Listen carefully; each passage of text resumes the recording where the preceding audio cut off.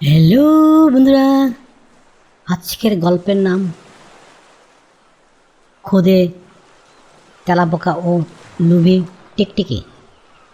সোনালি প্যাকোড়া, সুন্দর বৌদ্ধ মন্দির আর শান্ত খালের ধারে চমৎকার সব বাড়ির দেশ হলো থাইল্যান্ড।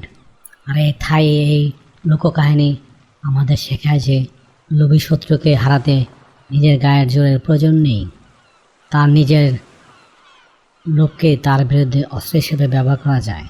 কিভাবে এই খোদে তেলাপোকা এক লোভী দানব টিকটিকিকে শিক্ষা দিয়েছিল, চলুন থাইল্যান্ডের সেই শান্ত ও জ্যোৎস্না ঝরা রাতে ফিরিয়ে নেওয়া যাক। ঐতিহ্যবাহী সেই থাই বাড়িটি ছিল জলের উপর কাঠের খুঁটির উপর খাড়া। রান্নাঘরের জানালার দিকে তাকাতেই দেখা যেত চাঁদের আলোয় ঝলমলে করছে খালের জল।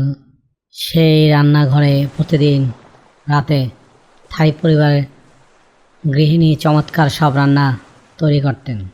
সুস্বাদু প্যাড থাই স্যুপ, নুডলস, সুগন্ধি জেসমিন রাইস আর নারিকেলের মিষ্টি সুবাস সবসময় সেই ঘরে লেগেই থাকতো। খুদে তেলাপোকা সুকি প্রতিদিন রাতে মেঝেতে পড়ে থাকা সামান্য একটু ভাতের দানা কিংবা নারিকেলের কুচি খেয়ে খুশি থাকতো। সে কখনো অতিরিক্ত লোভ করতো না। কিন্তু দেওয়ালে থাকা টিকটিকি চাও ছিল উল্টো স্বভাবের।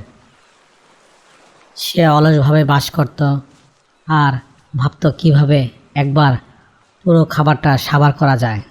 চাও সুকিকে প্রতিদিন দেখতো আর ভাবতো, এই পুচকে তেলাপোকাটা প্রতিদিন আমার চোখের সামনে দিয়ে সুস্বাদু খাবার খেয়ে চলে যায়। ও এত ছোট্ট যে ওকে এক কামড়ে খেলে আমার পেটের এক কোণাও ভরবে না, কিন্তু আজ আমি ওকে দিয়ে আমার রাতের খাবারটা শুরু করতে চাই। চাও খুব সাবধানে দেয়ালে নিজের রং বদলে কাঠের রঙের সাথে মিশিয়ে নিল। সে সুকির অসাবধান হওয়ার জন্য অপেক্ষা করতে লাগলো। সুকি যখন গুটি গুটি পায়ে টেবিলের নিচে পড়ে থাকা এক টুকরো থাই রাইস কেক বা চালের মিষ্টির দিকে এগিয়ে যাচ্ছিল, ঠিক তখনই তার ষষ্ঠ ইন্দ্রিয় সজাগ হয়ে উঠল। সে উপরের দিকে তাকিয়ে দেখল বড় বড় চোখ করে তার দিকে এগিয়ে আসছে লোভী চাও। সুখী চট করে টেবিলের পায়ের আড়ালে লুকিয়ে পড়ল। চাও মুচকি হেসে বলল, সুকি, তুমি কতক্ষণ লুকাবে? আমি জানি তুমি ওই মিষ্টিটা খাওয়ার জন্য ছটফট করছো, কিন্তু তার আগে আমি তোমাকে আমার পেটে পুরে নেব। সুকি দেখল চাও তার দিকে অ্যাকচুয়াল পরিমাণ এগিয়ে আসছে। সুকি বুঝতে পারল শুধু দৌড়ে ওই লোভী দানবের হাত থেকে বাঁচা যাবে না। চাও আকারে বড় হলেও প্রচণ্ড ক্ষিপ্ত। তাকে হারাতে হলে তার সবচেয়ে বড় দুর্বলতা অর্থাৎ লোভকে জাগিয়ে তুলতে হবে। সুকি ফাটল থেকে মাথা বের করে বলল, চাও ভাই, তুমি তো সত্যই এই বাড়ির রাজা, কিন্তু তুমি কি জানো তুমি এই সামান্য মিষ্টি আর আমার মতো একটা ছোট পোকাকে খাওয়ার জন্য সময় নষ্ট করতে, অথচ তোমার ঠিক পেছনে টেবিলের উপরে কি রাজকীয় খাবার অপেক্ষা করছে। চাও তার বড় বড় চোখ করে দুটো ঘুরিয়ে বলল, টেবিলের উপরে কি আছে সেখানে? সুকি খুব নাটকীয় গলায় বলল, আরে আজ ঘরের মালকিন বাজার থেকে এক বাটি খাঁটি থাই লাল লঙ্কার চাটনি আর তার সাথে মধুর মিশ্রণ এনে রেখেছি। ওই চাটনিটা যেমন মিষ্টি ঠিক তেমনই রাজকীয় সুবাস। তুমি যদি ওই চাটনির একবার চেটে দেখো, তবে মেজের শুকনো মিষ্টি আর তোমার মুখে বুঝবে না। কিন্তু আফসোস, তুমি তো টেবিলের উঠতে উঠতে বারে বিড়াল চলে আসবে, তাই তুমি ওটা খেতেই পারবে না। খাবার আর মধুর নাম শোনা মাত্রই লোভী চাও আর মুখ দিয়ে লালা ঝরতে শুরু করলো।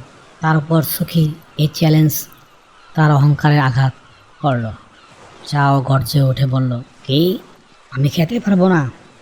এই চাও, এর নজর থেকে কোনো খাবার আজ পর্যন্ত বাঁচিনি। আমি এখনই ওটা সাবার করে দেখাচ্ছি, তারপরে সে তোকে গিলব। লোভের চোটে চাও সখীকে ছেড়ে সোজা দেয়াল বেয়ে টেবিলের উপরে গিয়ে উঠে গেল। সখী মনে মনে হাসল।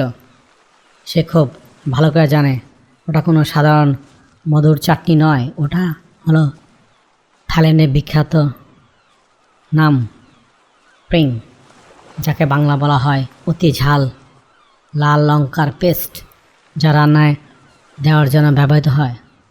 দেয়ালের উপরে উঠেই চাও দেখল মাটির বাটিতে টকটকে লাল রঙের চাটনি রাখা আছে। লোভের চোটে তার বুদ্ধি পুরোপুরি লোপ পেয়ে গেল।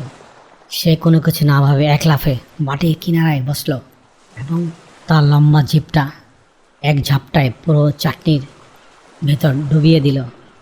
বেশ, জিহ্বাটা মুখের ভিতরে ফিরিয়ে আনা মাত্র চাওয়ের মনে হলো তার পুরো মুখে কে জানে জ্যান্ত আগুন ধরিয়ে দিয়েছে।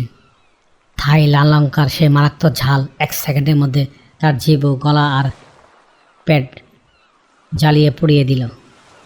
আর সে বলতে লাগলো, ওরে বাবারে, মরে গেলাম রে, মরে গেলাম রে, আমারে বাঁচাও রে, আমার গলা মরে গেল রে। এইভাবে চিৎকার করে উঠল চাও। ঝালের চোটে তার চোখ দুটো গোল গোল হয়ে প্রায় বাইরে বেরিয়ে আসার উপক্রম হলো। সে টেবিলের উপর পাগলের মতো লাফালাফি করতে লাগলো। জল খাওয়ার জন্য সে সিঙ্কের দিকে ছুটল, কিন্তু থাই লঙ্কার ঝাল সহজে মেটার নয়। সে যন্ত্রণায় ছটফট করতে করতে জানলা দিয়ে সোজা খালের জলের দিকে লাফ দিল। ঝাপাস করে জলের মধ্যে পড়ে গেল। সুখী টেবিলের নিচ থেকে বের হয়ে এসে একটু মুচকি হাসল। সে দেখল লোভী চাও খালের জলে হাবুডুবু খেতে খেতে কোনো মতো একটা কাঠের টুকরো ধরে প্রাণে বেঁচে উঠল। সুখী মনে মনে বলল, অতিরিক্ত লোভের ফল এমনই হয়।